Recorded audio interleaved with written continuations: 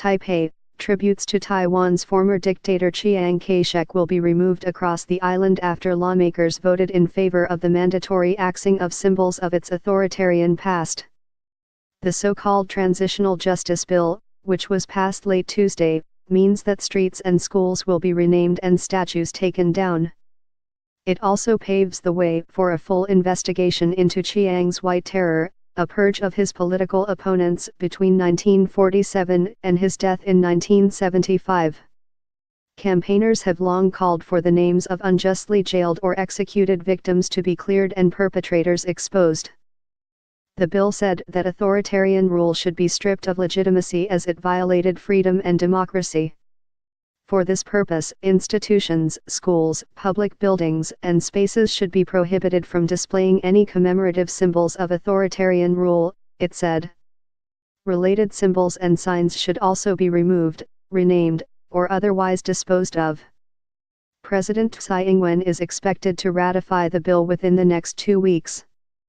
Public statues of Chiang are regularly attacked and hundreds now lie discarded in the grounds of his mausoleum outside Taipei.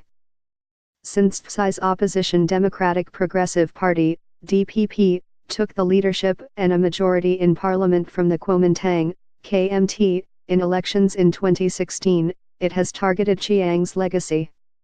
Earlier this year it announced a hall in memory of the dictator, one of Taipei's most recognizable landmarks, would stop selling souvenirs depicting him, while references to him would be removed from its galleries. That move came on the 70th anniversary of a 1947 massacre which is estimated to have killed 28,000 people and was the prelude to the White Terror crackdown.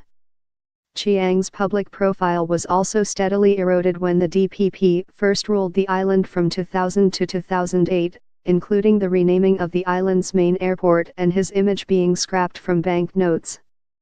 The new bill is the first time removal of authoritarian symbols has been made compulsory.